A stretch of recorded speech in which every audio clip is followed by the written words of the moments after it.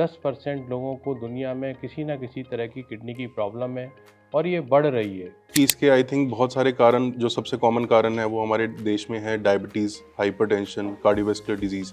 Kidney की बीमारी जब एक स्टेज के बाद जब बढ़ जाती है तो उसका ट्रीटमेंट करना काफ़ी मुश्किल होता है, काफ़ी खर्चीला होता है और काफ़ी पेनफुल भी होता है।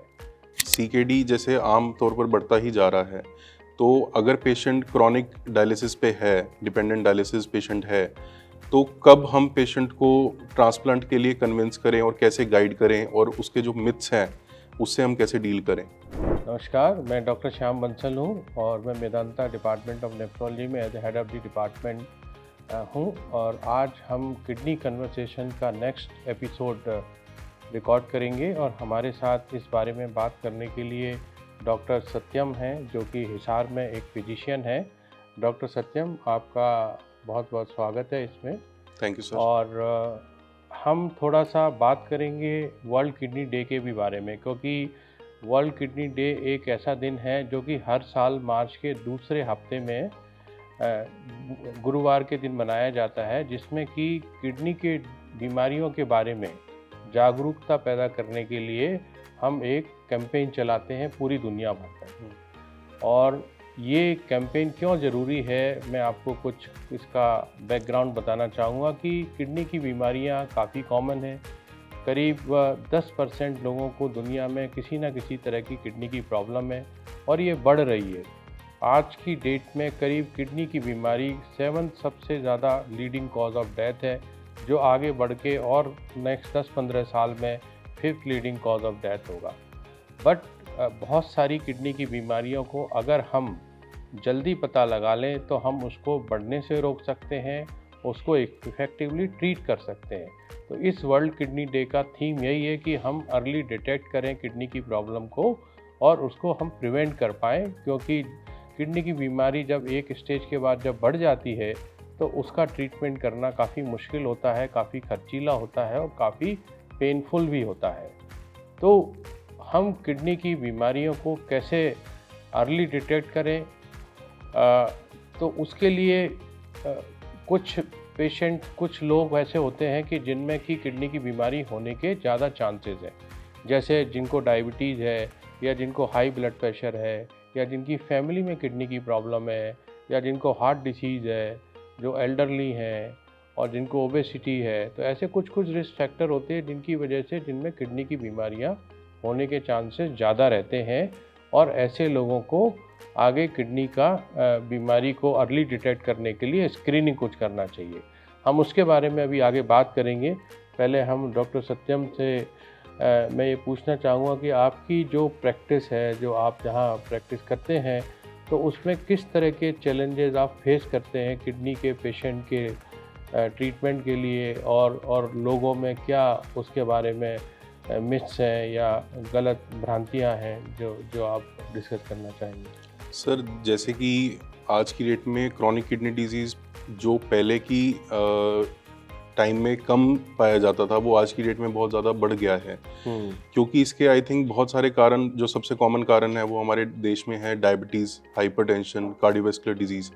पर आज की डेट में ये इसलिए भी ज़्यादा बढ़ चुका है क्योंकि लोग अपनी डाइट का ख्याल नहीं रख रहे हैं। दूसरा, ओबेसिटी एक बहुत इंपॉर्टेंट कारण आज की डेट में बढ़ता जा रहा है। तीसरा, ओवर द काउंटर मेडिकेशंस का यूज़ करना, जो कि आम तौर पर इतना ज़्यादा बढ़ चुका है कि जब तक हमारे पास पेशेंट आता है तो it has already lead to CKD stage 5 और 4। तो ये एक बहुत बड़ा आम कारण है आज की डेट में, कि जो कि सीकेडी होने का सबसे इम्पोर्टेंट कारण बनता जा रहा है। थैंक यू डॉक्टर सत्यम। जैसा कि मैंने भी बताया और डॉक्टर सत्यम ने भी बताया कि हमारे यहाँ लाइफ स्टाइल डिसीजेज हैं, डायबिटीज़ है, ब्लड प्रेशर है, ओबेसिटी है और इसकी वजह से जो हार्ट डिसीज़ है, ये सारे किडनी डिसीज़ के रिस्क फैक्टर हैं, जिसकी वजह से ये किडनी की बीमारियां बढ़ रही हैं।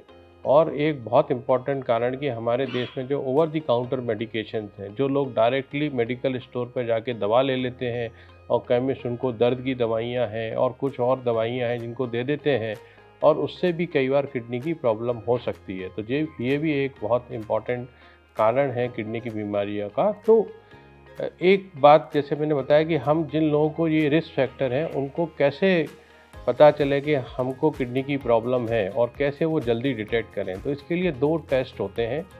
एक तो यूरिन में प्रोटीन का टेस्ट, जिनको भी ये प्रॉब्लम्स हैं उनको साल में एक बार अपना यूरिन रूटीन और यूरिन में एल्बुमिन कितना है, यूरिन एल्बुमिन क्रेटिनिन रेशो, ये करा के देखना चाहिए। अगर यूरिन में एल्बुमिन 30 मिलीग्राम पर डे से ज़्यादा है तो इसका मतलब है आपको शुरुआती स्टेज ऑफ किडनी की प्रॉब्लम हो सकती है, और 300 मिलीग्राम से ज़्यादा इसका मतलब कि ये ज़्यादा प्रोटीन आ रहा है आपको, और आपको एक किडनी के डॉक्टर के पास में कंसल्ट करना चाहिए जितनी जल्दी से जल्दी पॉसिबल हो। दूसरा ये टेस्ट होता है कि किडनी फंक्शन का टेस्ट, वो होता है सीरम क्रेटिनिन, जिससे कि हमें ये पता चलता है कि किडनी का फंक्शन कितना है। इसको एक फार्मूला में डाल के हम देखते हैं कि इसमें GFR किडनी का कितना आ रहा है।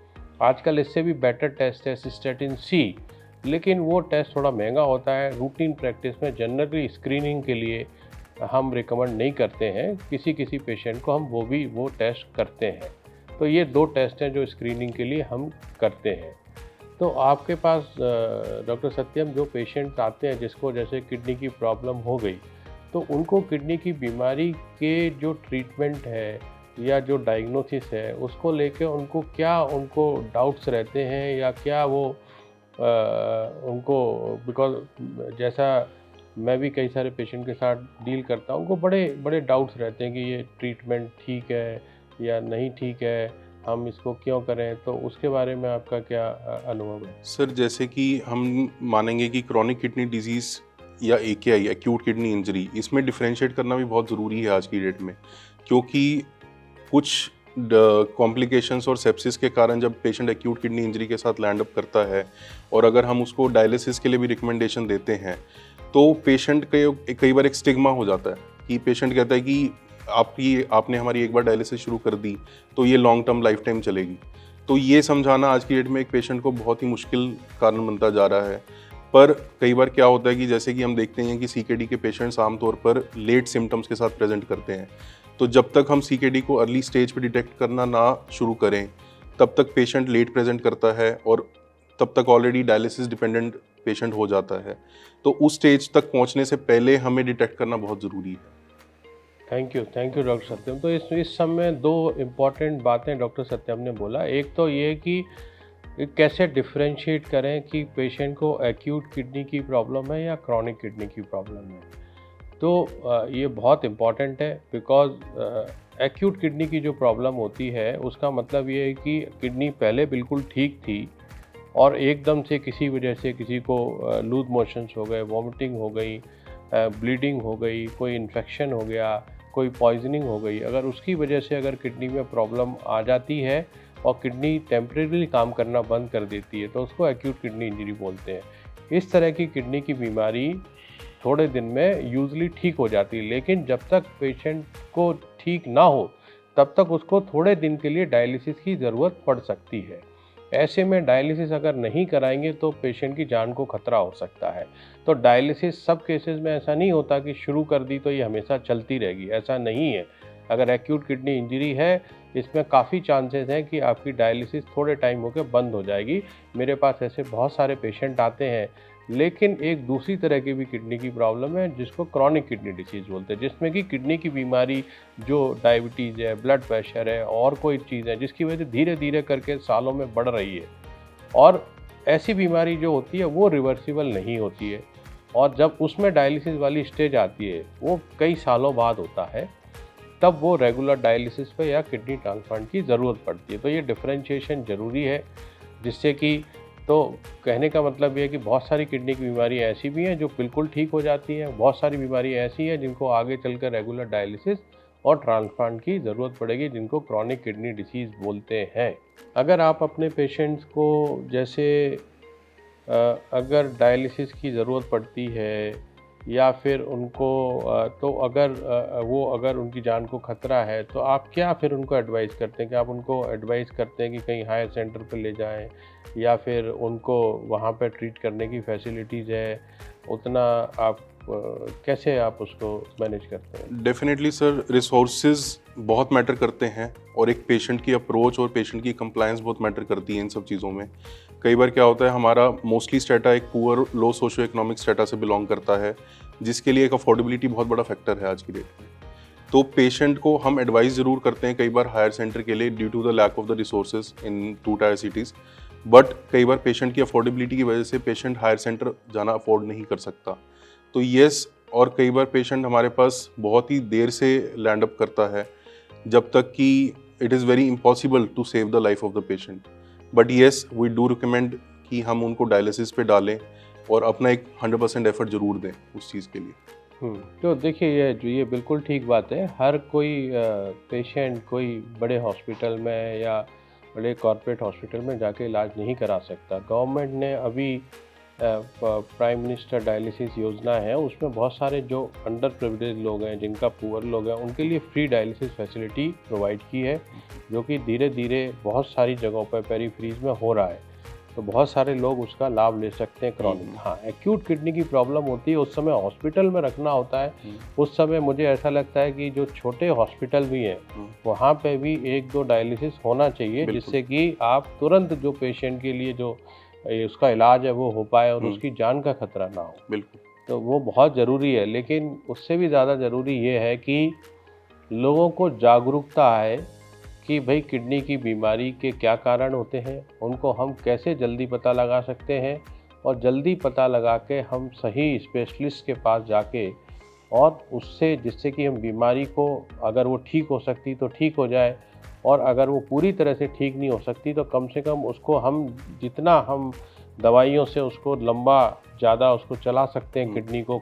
वो मेरे कई सारे ऐसे पेशेंट हैं जिनको डायबिटीज़, ब्लड प्रेशर और यूरिन में प्रोटीन है, और 10-10, 15-15 साल से उनकी किडनी काम कर रही है। और कई बार लोग उसमें रहते हैं भ्रम में कि नहीं, ये तो बिल्कुल नॉर्मल हो जाए, और उसमें कई बार ऑल्टरनेटिव थेरेपीज लेने लगते हैं, उससे और नुकसान हो जाता है। जैसे फॉर एग्जांपल, मैंने कई सारे लोगों को ऐसा देखा जिनको किडनी में स्टोन बन गया। अब स्टोन बन गया, अब वो होम्योपैथी या कोई दवा लेने लगे, स्टोन बड़ा है, बड़ा स्टोन निकलता नहीं किसी चीज़ से, तो वो उससे धीरे धीरे किडनी खराब होने लगती है। और जब उनको कभी अल्ट्रासाउंड कुछ साल बाद कराया तो पता पड़ा किडनी खराब हो गई, छोटी हो गई, तब हमारे पास आते हैं। उस समय कुछ नहीं कर सकते। तो बहुत ज़रूरी है कि हम इस बारे में जागरूकता लाएं कि कैसे जल्दी पता लगाएं और किडनी की बीमारी को बढ़ने से रोकें या कम से कम उसको स्लो कर पाएं। बिल्कुल। तो डॉक्टर सत्यम, कुछ और चीज़ें, बातें या कुछ आप पूछना चाहेंगे या डिस्कस करना चाहेंगे अपने पेशेंट्स के लिए, या जो आपको प्रॉब्लम्स अगर होती हैं आपके उसमें? बेसिकली सर, आज की डेट में CKD जैसे आम तौर पर बढ़ता ही जा रहा है, तो अगर पेशेंट क्रॉनिक डायलिसिस पे है, डिपेंडेंट डायलिसिस पेशेंट है, तो कब हम पेशेंट को ट्रांसप्लांट के लिए कन्विंस करें और कैसे गाइड करें, और उसके जो मिथ्स हैं उससे हम कैसे डील करें? ठीक है, तो ये बहुत अच्छा सवाल है कि भाई डायलिसिस पे अगर कोई है तो हम कब ट्रांसप्लांट के लिए बोलें। तो पहली बात तो ये कि ट्रांसप्लांट करने के लिए डायलिसिस का होना ज़रूरी नहीं है। अगर हमको पता है कि ये पेशेंट की किडनी में खराबी ज़्यादा है, 90% तक है, उसको थोड़े समय बाद डायलिसिस की ज़रूरत पड़ेगी, तो हम डायलिसिस की ज़रूरत से पहले ही, तुरंत पहले ही ट्रांसप्लांट करते हैं। तो हमारे पास करीब करीब 20% लोग ऐसे होते हैं जिनको कि हम बिना डायलिसिस के सीधा ट्रांसप्लांट करते हैं। ऐसा क्यों? क्योंकि जितना कम डायलिसिस होगा या नहीं डायलिसिस होगा, उतना ट्रांसप्लांट का आउटकम, रिजल्ट अच्छा होगा। ठीक, तो डायलिसिस की ज़रूरत नहीं है। दूसरी बात, डायलिसिस पे कितना भी टाइम हो, वही 2 महीने, 6 महीने, 1 साल, 2 साल, ट्रांसप्लांट हो सकता है, लेकिन पेशेंट को पहले पूरा मेडिकल इवेल्युएशन होता है। सबसे इम्पॉर्टेंट है उसको हार्ट की कोई प्रॉब्लम तो नहीं है, उसको हार्ट का फंक्शन कैसा है, कोई और ऐसी क्रॉनिक प्रॉब्लम तो नहीं है, कोई कैंसर तो नहीं है, कोई और साइकियाट्रिक प्रॉब्लम तो नहीं है। तो ये सारी चीज़ें देखनी पड़ी, कोई और ऑर्गन इन्वॉल्वमेंट, जैसे कई लोगों को साथ में लीवर की प्रॉब्लम होती है या लंग्स की प्रॉब्लम होती है, तो वो सारी चीज़ों का फिटनेस चेकअप करना पड़ता है। अगर वो सब ठीक है तो डायलिसिस चाहे 6 महीने हो, चाहे 1 साल हो, चाहे 2 साल हो, चाहे 5 साल हो, ट्रांसप्लांट उसके बाद हो सकता है। बट बेस्ट क्या है कि डायलिसिस होने से, ज़रूरत होने से थोड़ा पहले ट्रांसप्लांट कर दिया जाए, जिससे कि डायलिसिस के लिए जो नीडल लगानी है, जो नली लगानी है, वो सब सारे इन्फेक्शंस और वो सब चीज़ें से प्रॉब्लम से बच जाए।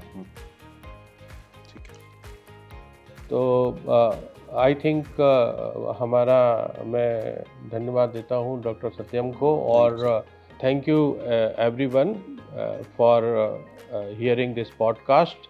इस पॉडकास्ट में हमने बात की कि भाई किडनी की बीमारी का जल्दी पता कैसे लगाया जाए, और जल्दी पता लगा के हम कैसे उसको सही तरीके से ट्रीट कर सकते हैं।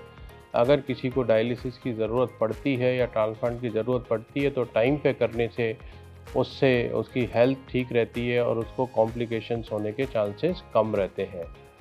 और इसी के साथ goodbye, and I want to invite you for the next podcast which we will do after some time.